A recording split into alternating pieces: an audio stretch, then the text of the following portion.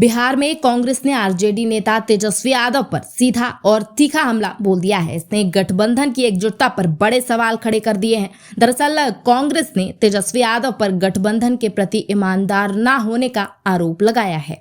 कांग्रेस प्रवक्ता के बयान के बाद आरजेडी प्रवक्ता ने पलटवार करते हुए ये सवाल किया है कि कांग्रेस आखिर किसके इशारे पर बयानबाजी कर रही है।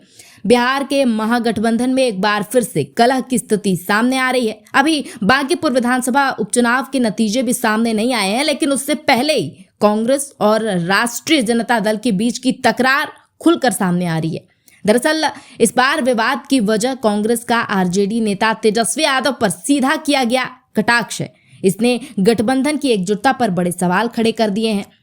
मामले की शुरुआत बिहार प्रदेश कांग्रेस के प्रवक्ता असतनाथ तिवारी के एक कड़े बयान से होती है। उन्होंने सीधे तौर पर तेजस्वी यादव की भूमिका और उनकी नीयत पर सवाल उठा दिए हैं।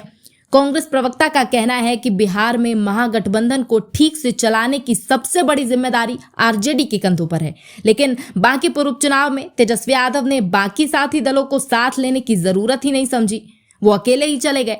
उन्होंने सवाल उठाया कि आखिर तेजस्वी ने इस चुनाव में सहयोगियों का इस्तेमाल क्यों नहीं किया।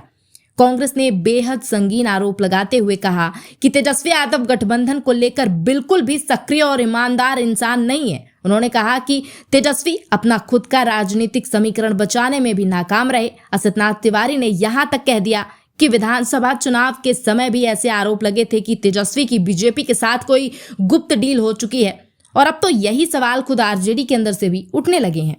इसके साथ ही कांग्रेस के इन तीखे हमलों पर आरजेडी ने बिना देर करते हुए तुरंत पलटवार किया। आरजेडी के प्रवक्ता एजाज अहमद ने सामने आकर कांग्रेस के आरोपों को सिरों से खारिज कर दिया, साथ ही कांग्रेस के इरादों पर ही सवाल उठा दिए। आरजेडी प्रवक्ता ने सीधे कांग्रेस पर हमला बोलते हुए कहा कि उनके प्रवक्ता को पहले ये साफ करना चाहिए कि उन्होंने ये विवादित बयान आखिर किसके इशारे पर दिया है।